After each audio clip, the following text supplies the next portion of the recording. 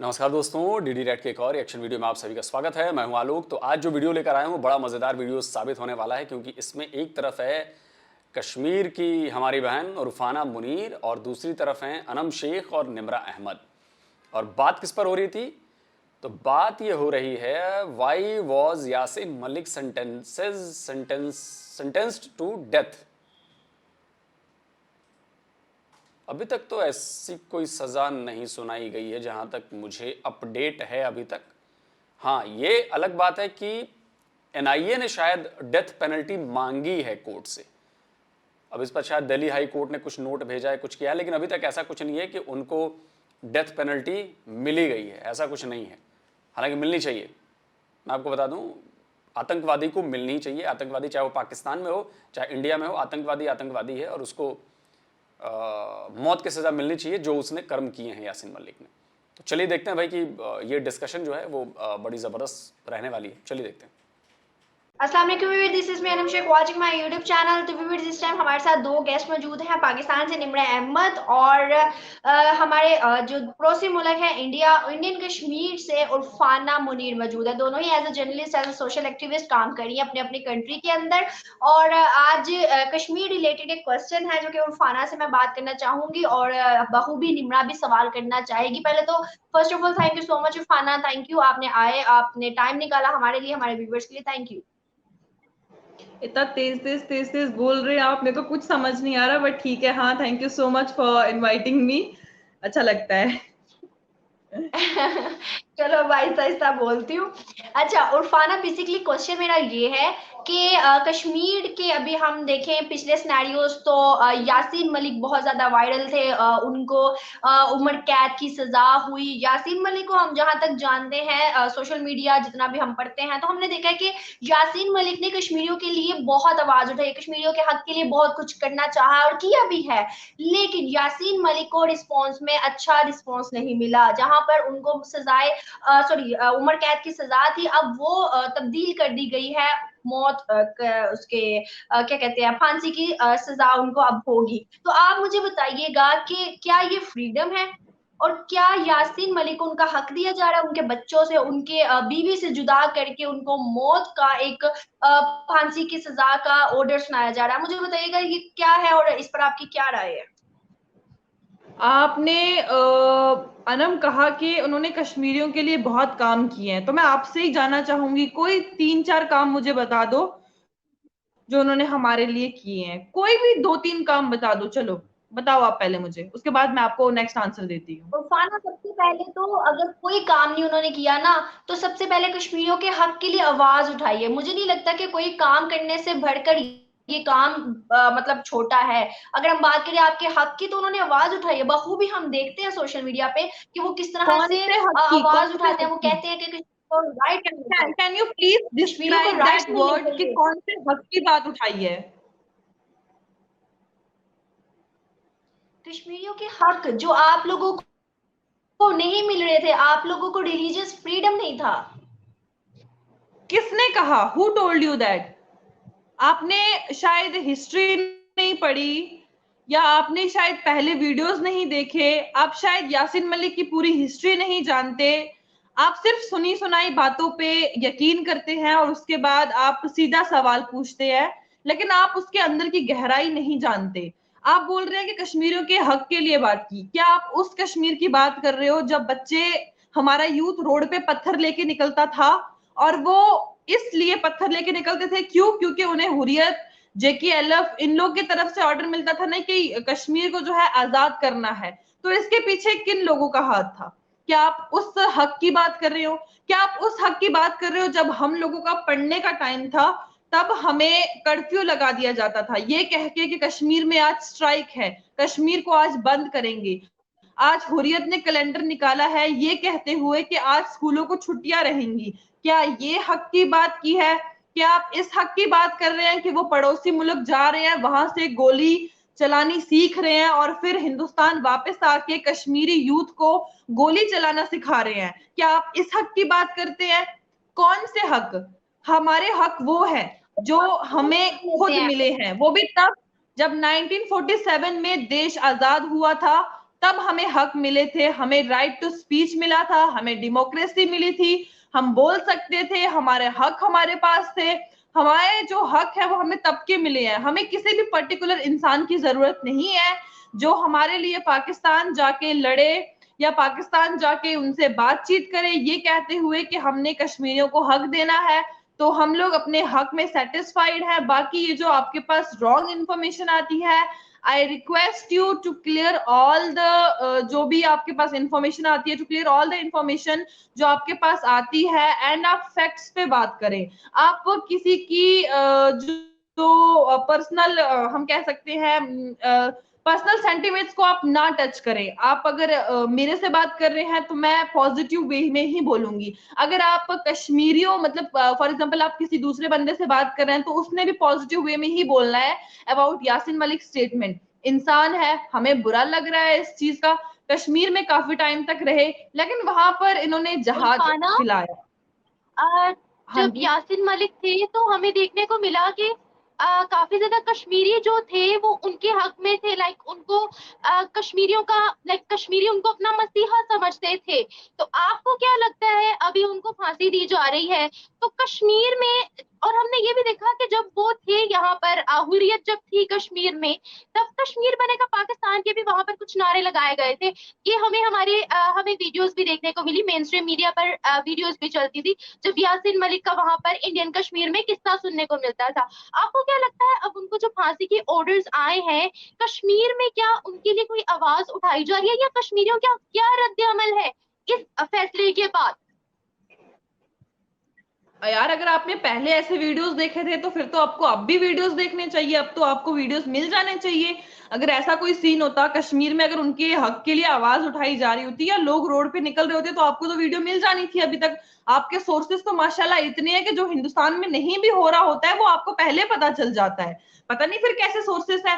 And one more thing, आपने कहा कि निम्रा आपने इससे पहले जो है मतलब काफी वीडियोस देखे हैं कश्मीर के रिलेटेड कि जो है जब हुर्रियत का सीन चल रहा था तो कहते थे कि कश्मीर बनेगा पाकिस्तान।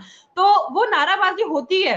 आपने कहा कि यासीन मलिक को आज फांसी की सजा सुनाई दी। आपको याद है रिसेंटली इमरान खान का जो रैली थी उनमें उनको पैर पे गोली मारी, ठीक है। उसके बाद जब उनको अरेस्ट किया तो 2000 लोगों को रोड पे अरेस्ट करा। तो वो क्या था? मतलब आप कैसे पाकिस्तान का सूरत हाल भूल जाते हैं और फिर आप कश्मीर को टारगेट करते हैं? आप पहले अपने देश को तो संभालो, आप पहले अपने मुल्क आई को एम संभालो नॉट कि वहां टारगेटिंग चल क्या कश्मीर, रहा है। आई एम उसके नॉट बाद टारगेटिंग आप कश्मीर उर्फाना। यहाँ सिर्फ हमारी डिबेट हो रही है। हम लोग ना तो आप पर पर्सनल अटैक कर रहे हैं ना ही आपने हम पर पर्सनल अटैक कर रही है। ये सिर्फ एक हेल्दी डिस्कशन एक्चुअली है एक्चुअली क्योंकि यासीन मलिक एक्चुअली पर की जा रही है उर्फाना। सिर्फ it's a healthy discussion. I am not targeting you और मेरी कोई इंटेंशंस भी नहीं है कि मैं कश्मीर को टारगेट करूं। I am just asking a question about Yasin Malik कि कश्मीरियों का क्या रद्द अमल है। ओके हो गया आपका, हो गया। नाउ मैं कंटिन्यू करती हूँ and okay. So the thing is that कि मैं ये बात कह रही हूँ कि पाकिस्तान में आपके फॉर्मर प्राइम मिनिस्टर पे गोली चलती है, उसके बाद प्रोटेस्ट होता है, उसके बाद 2000 लोगों को अरेस्ट करते हैं, उसके बाद उस इंसान को प्राइम मिनिस्टर बनाया जाता है जो 10 साल जेल में रह चुका है। यही नहीं समझ आ रहा कि पाकिस्तान को कंट्रोल कौन कर रहा है, पाकिस्तान आर्मी या फिर पाकिस्तान की सियासत, यही समझ नहीं आ रहा। And now you are talking about Kashmir. तो ये जो क्वेश्चन मार्क यहाँ पे ये आता है कि आपने कहा कि हमने पहले वीडियोस देखे थे तो आज क्यों जो है उनके लिए वीडियोस नहीं बन रहे हैं। तो निम्रा ये साफ साफ क्लियर हो जाता है कि तब हुर्रियत का सीन था, तब लोगों को ब्रेन वॉश किया जा रहा था, तब लोगों के दिमाग में ये बातें घुसाई जा रही थी कि नहीं आप लोग यहाँ पर सेफ नहीं हो। एंड देन आफ्टर क्या हुआ आप मुझे खुद बोलो। आज क्यों कोई बंदा प्रोटेस्ट के लिए रोड पे नहीं निकलता है? अच्छा, यहाँ पे बीच में रोकूंगा। यहाँ पर बड़ी एक सेंसिटिव चीज़ हुई है, आप इस चीज़ को देखिए। अभी तक जब तक मैं इस वीडियो को बना रहा हूँ, अभी तक यासीन मलिक को फांसी होगी ऐसी कोई खबर नहीं आई है कि जी उनको फांसी दी जा रही है। लेकिन ये बात अनम ने भी कही कि उनको फांसी दी जा रही है, ये बात निम्रा ने भी कही कि उनको डेथ पेनल्टी और फांसी की बात, फांसी हो गई, ऐसी बातें हैं ना। इसका टाइटल देखिए, why was Yasin Malik sentenced to death, video का टाइटल है ये। इसका मतलब ये हुआ कि उनको फांसी का सजा जो है वो मतलब फांसी दी गई है, सजा सुना दी गई है उनको। अब बताइए, लाखों में फॉलोअर्स हैं, पाकिस्तानी भी होंगे, अगर ये दोनों बातें सुनेंगे तो वो क्या कहेंगे? वो तो मान जाएंगे कि हाँ जी फांसी की सजा दी गई। लेकिन अभी तक की खबर के मुताबिक जो इंडियन मीडिया में या जो ट्रायल चल रहा है, जो कुछ भी हो रहा है, उसके मुताबिक एनआईए ने डिमांड की है कोर्ट से कि भाई आप यासीन मलिक को डेथ पेनल्टी दो। मांग की गई है, और मांग तो बहुत पहले से की जा रही है। डेथ पेनल्टी की मांग तो पहले भी की गई है इसके यासीन मलिक की, क्योंकि जिस तरह से इसने काम किए हैं, और मुझे लग रहा है कि शायद उर्फाना जो है वो यासीन मलिक का थोड़ा सा बताएंगी कि ये क्या है। नहीं बताएंगी तो मैं बताऊंगा फिर विद सबूत कि यासीन मलिक को क्यों फांसी दी जानी चाहिए, क्यों। आज क्यों सब लोग अमन और शांति चाहते हैं? आपको ये सारी चीजें दिमाग में कहीं ना कहीं बिठा लेनी चाहिए कि अब कश्मीर एकदम पीस और एकदम शांति है। अपार्ट फ्रॉम दिस, अगर हम यासीन मलिक की बात करें तो मैं आपसे निम्रा एक सवाल करना चाहूंगी। फॉर एग्जाम्पल अनम है, ओके, यासीन मलिक की जगह पे हम अनम को लेते हैं और वो पाकिस्तान से है। अब नाउ वो हिंदुस्तान में आती है और यहाँ पर गोली चलाना सीखती है, उसको ब्लाइंड फोल्ड किया जाता है, पाकिस्तान हिंदुस्तान में लाया जाता है, और फिर अनम यहाँ से जाके पाकिस्तान की यूथ को ये बताती है कि गोली कैसे चलानी है, प्रोटेस्ट कैसे करना है और आजादी के नारे कैसे लगाने हैं। तो आपके मुल्क में अनम को क्या कहा जाएगा?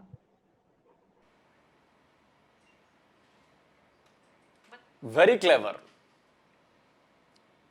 उर्फाना ने बहुत ही लॉजिकल फैक्चुअल सवाल पूछ दिया है। अब देखिए, इस पर मजा आने वाला है, मैं बता रहा हूं आपको। बताएं आप मुझे निम्रा, आपके क्या कहा जाएगा अनम को? बिल्कुल रॉन्ग वे में लिया जाएगा, दहशतगर्द ना, जाहिर है हम तो टेररिस्ट उसको मुल्क के खिलाफ ही बोलेंगे, एजेंट। एग्जैक्टली। तो उसको दहशतगर्द का जो करार है, जो टैग है, वो दे दिया गया है। हम कितनी गलतियां यासीन मलिक की छुपाएं।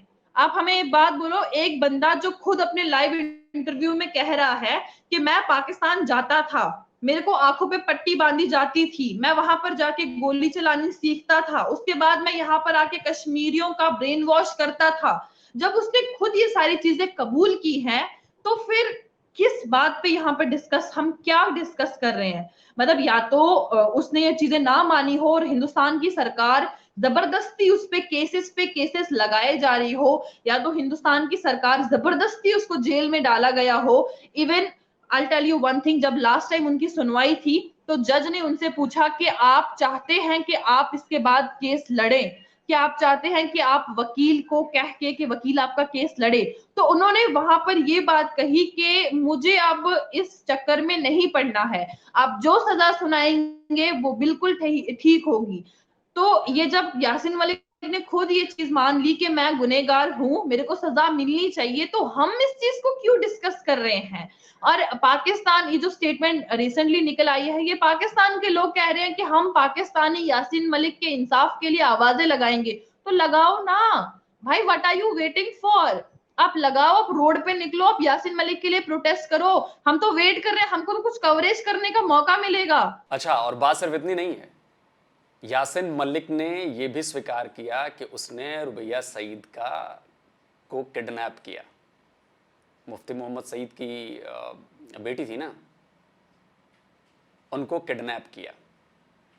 यासीन मलिक ने यह कबूला है कोर्ट के सामने कि उसने 4 एयरफोर्स के, इंडियन एयरफोर्स के ऑफिसर्स की, जवानों की हत्या की।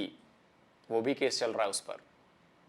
तो आप बताइए कि जो आदमी आपके दुश्मन देश में जाता हो, वहां से ट्रेनिंग लेता हो, वहां से वापस लौटकर आता हो, यहां पर कश्मीर के युवाओं को भड़काता हो, अपने कश्मीरी होने का फायदा उठाता हो, उनको स्टेट के खिलाफ करता हो, इंडियन एयरफोर्स के 4 जवानों का कत्ल करता हो, इसके अलावा भी कितने सारे जुर्म किए हैं उसने, और जब उसको सजा होती है तो आप लोगों की आहें निकल रही हैं।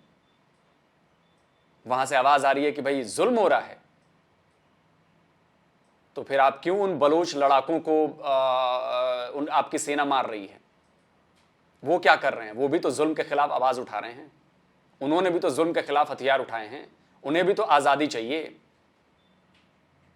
तो आपकी सेना उन्हें क्यों मार रही है? उनका तो ट्रायल भी नहीं हो रहा, उनको तो सीधे मार दिया जाता है। कॉलेज से बलोच लड़के उठा लिए जाते हैं, उनकी लाशें मिलती हैं। हजारों लोग जो हैं वो बलूचिस्तान के वो मिसिंग पर्सन का बोर्ड ले लेके कोई अपने पिता को ढूंढ रहा है, कोई अपने भाई को ढूंढ रहा है, कोई अपने बेटे को ढूंढ रहा है। दर दर की ठोकरें खा रहे हैं वो लोग मिसिंग पर्सन की, और हाथों में फोटो लिए। उनकी कोई सुनवाई नहीं है आपके यहां। और आपको फिक्र हो रही है यासीन मलिक की, एक आतंकवादी है यासीन मलिक की। अभी आपने स्वीकार किया ना कि एजेंट बताया जाएगा उसे। तो आप सोचिए कि इस पर पाकिस्तान के लोग चर्चा कर रहे हैं। सही बात कही उरफाना ने। मतलब एज अ जर्नलिस्ट मैं तो कवरेज करूंगी। आपको याद होगा रिसेंटली जब यासीन मलिक को उम्र कैद की अगर यासीन मलिक को सजा का एक ऑर्डर पास किया था, तो रिसेंट अब दोबारा से सजाए मौत क्यों सुनाई गई है? क्यों उन्हें फांसी की सजा होगी? उम्र कैद सजा थी, वो काफी नहीं थी, ऐसा क्या? चलो ठीक है, मान लिया बहुत बुरा किया उन्होंने, लेकिन जब ये ऑर्डर था, अब रिसेंट ये ऑर्डर पास किया क्यों किया गया उनकी सजाए मौत का? अरे मैडम, अलग अलग केस हैं, एक आध केस नहीं है ना, कई सारे केस यासीन मलिक पर चल रहे हैं। अलग अलग केस में अलग अलग सजाएं सुनाई जाती हैं। इतना तो पता होना चाहिए ना।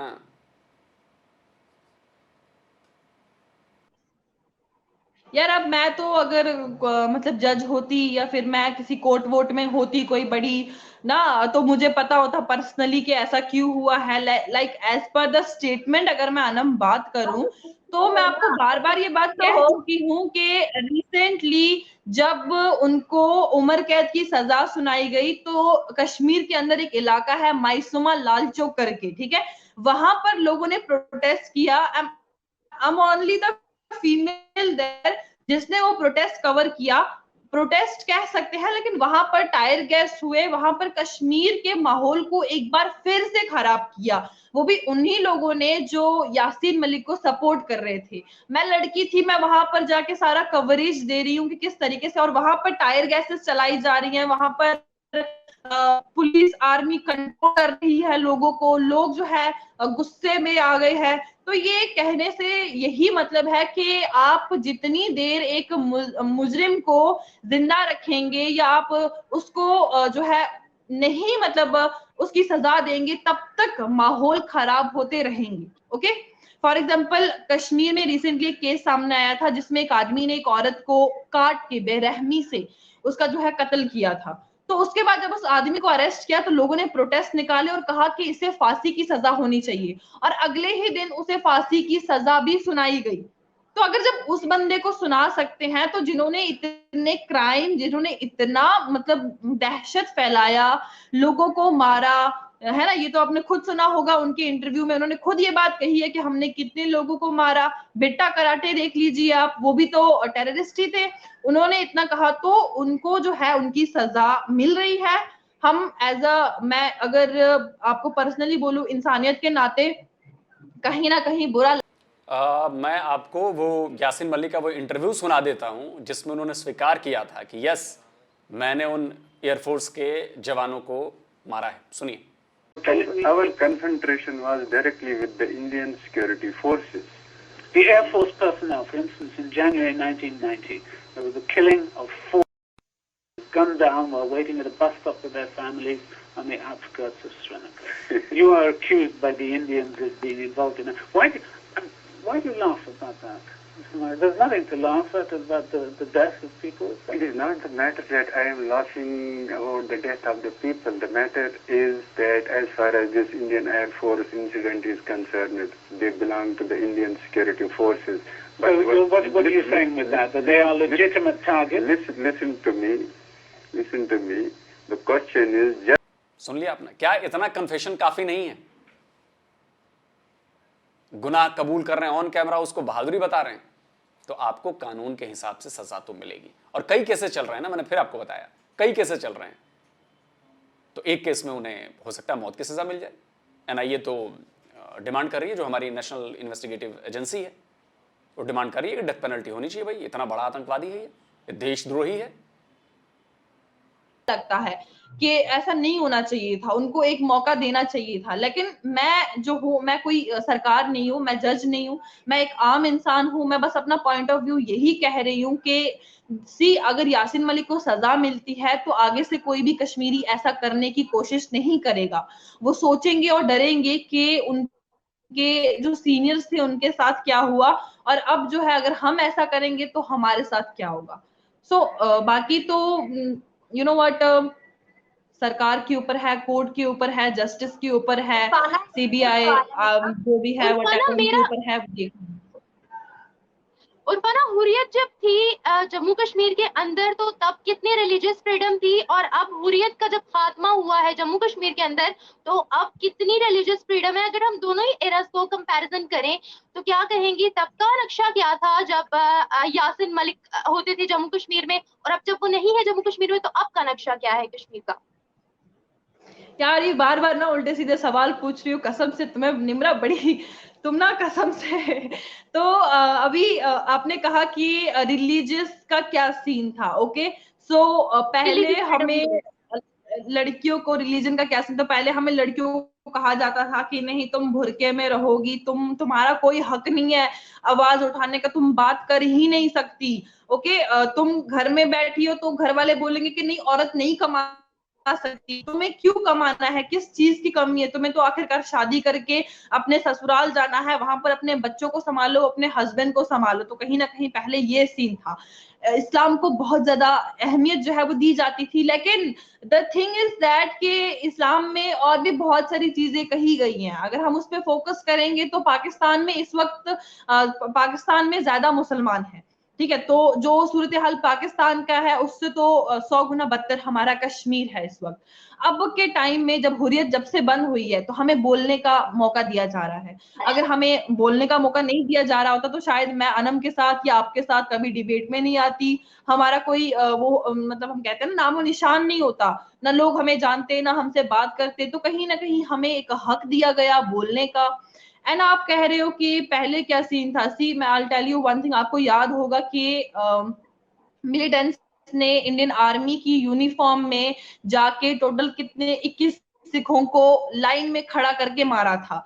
ये इट्स अराउंड, काफी पुरानी बात है। I'll show you, मेरे पास एक आर्टिकल भी है, उसका मैं आपको आर्टिकल भी दूंगी। काफी ज्यादा जो है वीडियोस में भी ये बहुत वायरल चीज है। तो आप देखो कि पहले क्या होता था कि आप दहशतगर्द हो, आप मिलिटेंट हो, आप टेररिस्ट हो, आप जा रहे हो किसी के घर में, उसको निकाल रहे हो और उसको मार रहे हो, ठीक है। पहले ये सीन था जब हुर्रियत का सीन था। अब ऐसा नहीं है, अब टारगेट किलिंग खत्म हो गई है, अब कोई किसी को नहीं मारता। अब कश्मीर हिंदुओं का, मुस्लिम्स का, सिख का, ईसाई का, सबका है। हिंदुस्तान ना सिर्फ हिंदुओं का है, ना सिर्फ सिखों का है, हिंदुस्तान अब मुसलमानों का भी है। और हम बड़े फक्र से ये बात कहते हैं। इवन हमारे मोदी जी रिसेंटली पार्लियामेंट की इनॉग्रेशन हुई, वहां पर पूजा भी कराई गई, साथ ही साथ वहां पे नमाज भी पढ़ाई गई। तो आप देखो कि जब एक प्राइम मिनिस्टर जब वो ये नहीं देख रहा है कि मुस्लिम हिंदू कुछ नहीं होता एक देश को चलाने के लिए, तो हम तो कुछ कमेंट कर ही नहीं सकते हैं। तो यानी या कि इट्स हुर्रियत के नॉर्मल। बाद निम्रा मैं कश्मीर में आपसे सेक्युलरिज्म आम हो गई है। Okay. तो निम्रा देखो, सी आप बार बार हुर्रियत को और जो आर्टिकल 370 के बाद या हुर्रियत जो जहां पर खत्म होती है तब के सीन को आप इन्वॉल्व कर रहे हो, तो डिफरेंशिएट्स तो बहुत ज्यादा होते हैं। मैंने आपको पहले भी बोला कि रिलीजियस को लेकर के हमारे कश्मीर में काफी जो है ना काफी चीजें हमें देखने को मिलती थी। लेकिन आफ्टर 370 हमें ऐसा कुछ नहीं देखने को मिला। आफ्टर 370 भी छोड़ो, जब से हुर्रियत खत्म हुई है तब से ना स्कूल बंद हुए, ना कॉलेजेस बंद हुए, ना गवर्नमेंट इंस्टीट्यूट बंद हुए, ना कभी ये कहा गया कि आप लोग पढ़ने के लिए नहीं जा सकते। तो पहले क्या होता था, हुर्रियत के टाइम पे हुर्रियत ने कैलेंडर निकाला, हाँ भाई इस दिन छुट्टी है तो इस दिन छुट्टी होगी। क्यों होगी, मतलब क्यों, हम लोग को पढ़ने का हक नहीं है? हुर्रियत ने कुछ कांड किया, इंडियन आर्मी और उनका आपस में मसला चल गया, क्या हुआ, कश्मीर बंद हो गया, स्ट्राइक लग गई, कर्फ्यू लग गया। इसमें नुकसान किसका हुआ, हमारा हुआ। नेटवर्क बंद कर दिया, ऑनलाइन क्लासेस का बीच में जिक्र हुआ था, हमारे पास तो वो भी नहीं थी। हमें 1.5 साल तक स्कूल ही नहीं जाना। मैं 8th क्लास में थी, मेरे को समझ ही नहीं आया मैं 9th क्लास कब पहुंच गई। मैंने 8th का पार किया और मैं 9th भी पहुंच गई, और 9th का मैंने हाफ सेमेस्टर भी कंप्लीट कर दिया। आई वाज लाइक वाओ, मेरे को ऐसा ही चाहिए, मतलब मेरे को तो बिना एग्जाम दिए मैं पढ़े जा रही हूँ। तो वैसा वैसा वाला सीन था। और अब जो है ये टोटली खत्म हो चुका है। अब जो है हम इस चीज को का मतलब बायकॉट करते हैं। अब जो है हम आगे की तरफ बढ़ रहे हैं और हम आगे ही देख रहे हैं। चलिए दोस्तों, वीडियो यहीं तक था। और एक्चुअली मुझे लगता है या तो सवाल समझने में थोड़ी सी उर्फाना को दिक्कत हो गई, वो ठीक से जवाब नहीं दे पाई। मैं इसका जवाब देता हूँ। इन्होंने कहा कि हुर्रियत जब थी तब, मतलब ये जो सवाल पेश किया गया इसके पीछे एक मकसद है। तो सवाल ये पेश किया गया कि भाई हुर्रियत जब थी तो आप लोगों को रिलीजियस फ्रीडम ज़्यादा थी, आप लोग अच्छे से नमाज पढ़ लेते थे, ये करते थे वो करते थे। अब शायद वो रिलीजियस फ्रीडम नहीं है, शायद मुझे ऐसा लगा, हो सकता है न भी हो। मैं इसका जवाब देना चाहूँगा और मैं खुद जवाब नहीं दूंगा। मैं, हमारे एक मित्र हैं जम्मू कश्मीर के ही हैं, वजाहत फारूक भट्ट, वो पहले स्टोन पेल्टर थे। वो भी इंडियन आर्मी की गाड़ियों पर पत्थर मारते थे, पेट्रोल बम फेंकते थे और सारे प्रोटेस्ट में हिस्सा लेते थे। लेकिन जब से उनको सच्चाई पता चली तब से उनकी आंखें खुल गई। उन्होंने इस बारे में क्या कहा था कि उनको जम्मू कश्मीर में उन्हें कितनी रिलीजियस फ्रीडम मिलती है, मस्जिदों में जाते हैं कि नहीं जाते हैं, नमाज पढ़ते हैं कि नहीं पढ़ते हैं, इसका जवाब उन्होंने दिया था। अब सुन लीजिए। पाकिस्तान से भी बहुत सारे कमेंट्स आते हैं, तो वो लोग एक बात बड़ी जोर शोर से कहते हैं और दावे के साथ कहते हैं कि भाई वहां पे तो बहुत जुल्म हो रहा है कश्मीरियों के साथ, 11 लाख की फौज है, ओपन जेल बना दिया है, उन्हें बेसिक कम्युनिटीज नहीं दी जा रही हैं, उनका हक नहीं दिया जा रहा। यहां तक कि ये भी दावा करते हैं कि उन्हें नमाज भी नहीं पढ़ने दी जाती। तो मैं मतलब एज ए कश्मीरी आपसे पूछ रहा हूं कि वहां की ग्राउंड रियलिटी क्या है। सर आप ये आपने बताइए। सर पहले मैं ये बताऊंगा कि जब आपने मजहब की नमाज नहीं पढ़ने देते, मैं आपको अपने कश्मीर की बात कर एक डाटा दे रहा हूं सर। जिस कश्मीर में आज से 10 साल पहले जहां पे एक मोहल्ले में एक मस्जिद होती थी, आप ये टारगेट लगा दिए, आज से पहले कश्मीर में 1 लाख मस्जिदें थी। अगर आप आज देखोगे दैट एक मोहल्ले में 10 मस्जिदें हैं, एक मोहल्ले में 5 मस्जिदें हैं, जहां पे कोई किसी को रोक नहीं सकता। आप देखो कश्मीर में 1 साल पहले 1 लाख मस्जिदें, आज 10 लाख मस्जिदें हैं। और आप देखोगे दैट पूरे कश्मीर में जो ये बात कर रहे हैं कि दैट कश्मीर में जो जेल बना हुआ है, आप देखोगे दैट हमारे इतने सारे लड़के अभी इनके वो चाइना बीजिंग जाके हिंदुस्तान को रिप्रेजेंट कर रहे हैं। वो हमारा कश्मीर है, ये आज का कश्मीर है। जो ये प्रोपेगेंडा चला रहे हैं, उनको मैं ये बताना चाहता हूं कि दैट फॉरेन में बैठ के डायस्पोरा चला के ये प्रोपेगेंडा करना ये बंद करें। आप जो कश्मीर में रह रहा है, आप कश्मीरियों से बात करें। आज कश्मीर आप देखें, जहां पे डेवलपमेंट, जहां पे प्रॉस्पेरिटी, जहां पे अमन, जहां पे भाईचारा, ये आज का कश्मीर है। तो इस जवाब से मुझे लगता है कि अनम को भी और निम्रा को भी, अगर आप दोनों मेरा वीडियो देखें तो मुझे लगता है कि शायद आप लोगों को आपके सवाल का जवाब मिल जाएगा। दूसरी बात कि पाकिस्तान की तरफ से वाकई ये बहुत ज़्यादा प्रोपेगेंडा किया जाता है। पाकिस्तान के लोगों को लगता है कि जी नहीं, कहीं नमाज नहीं पढ़ने दी जाती, रिलीजियस फ्रीडम नहीं है। तो मैं अनम और निम्रा दोनों से कहूँगा कि शायद आप लोगों को ये सवाल नहीं पूछना चाहिए था, क्योंकि आप लोग शायद हज़ारों वीडियो देख चुके होंगे यहाँ से भेजे हुए, उन पर रिएक्शन ले चुके हैं, पब्लिक रिएक्शन। यहाँ पर हज़ारों मुसलमानों के वीडियोस होंगे जिनको आप लोगों ने देखा होगा, और उसमें क्या किसी ने कभी कहा कि जी हमें नमाज नहीं पढ़ने दी जाती, हमें इस्लाम की प्रैक्टिस नहीं करने दी जाती? क्या कभी ऐसा कहा है? तो मुझे लगता है कि ऐसा सवाल नहीं पूछना चाहिए था जब आपको सच्चाई पता है। तो खैर, आपकी भी मजबूरी है भाई, पाकिस्तान में रहना है आप लोगों को। अब आता हूँ ज़रा मैं जो माननीय यासिन मलिक साहब हैं। तो देखिए, यासिन मलिक एक आतंकवादी है, उसने भारत देश के खिलाफ काम किया है, उसने हज़ारों कश्मीरियों की ज़िंदगी जो है वो उसका जिम्मेदार है, गुनहगार है, बर्बाद करने का, तबाह करने का, पूरे जम्मू कश्मीर को डाइवर्ट करने का उसने काम किया है। जो जम्मू कश्मीर आज जिसे हम कहते हैं कि थोड़ा पिछड़ गया है, ये हो गया वो हो गया, सब इनकी वजह से हुआ है, ये सब इन लोगों की वजह से हुआ है, और सब कुछ वो कबूल चुका है। तो इसको सजाए मौत, मैं तो कहता हूं इसको चौराहे पर खड़े करके वो पत्थर मार के इसको मारने वाली सजा देनी चाहिए, श्रीनगर के लाल चौक पर, कि कश्मीर के लोग देखें और समझें कि अगर जो भी जाएगा देश के खिलाफ ऐसी बातें करेगा उसके साथ क्या हश्र होता है। लेकिन चूंकि हम एक डेमोक्रेटिक नेशन में रहते हैं, हम एक कानून पसंद हमारा देश है, तो इसलिए यहां पर जो कुछ भी होगा वो कानून के हिसाब से होगा, हमारे संविधान के हिसाब से होगा। कोर्ट में सुनवाई चल रही है, उस पर एनआईए ने डेथ पेनल्टी मांगी है। अब तक वीडियो बनाए जाने तक इस पर क्या फैसला आएगा नहीं आएगा वो बाद की बात है। उसके बाद ऑप्शंस क्या हैं यासिन मलिक के पास, हैं कि नहीं है। बाकी उनकी पत्नी पाकिस्तानी है, पाकिस्तानी नैरेटिव को आगे करने के लिए ही उनकी शादी करवाई गई थी। अब वो चाहे जो वहां से बकती रहें, बोलती रहें, भौंकती रहें, उससे कोई फर्क नहीं पड़ने वाला। उनके शौहर मियाँ अब निपट गए हैं, उनको निपटना ही है। जो कांड जजे, देखिए हमारे यहाँ तो बड़ा, हमारे सनातन धर्म में बिल्कुल एक लाइन कह जाती है, जैसी करनी वैसी भरनी। जैसे कर्म आप करोगे उसका नतीजा वैसा ही पाओगे। तो अगर आपने लोगों की जान ली है, लोगों को मारा है, बेकसूरों को मारा है अपने फायदे के लिए, तो आपकी जान भी जाएगी और आपको सजा मिलेगी। और यासीन मलिक के साथ वही होगा। जल्दी मिलता हूं, आप लोग अपने कमेंट में जरूर बताइए यासीन मलिक को लेकर। जल्दी मिलता हूं एक और नए वीडियो के साथ। नमस्कार, जय हिंद।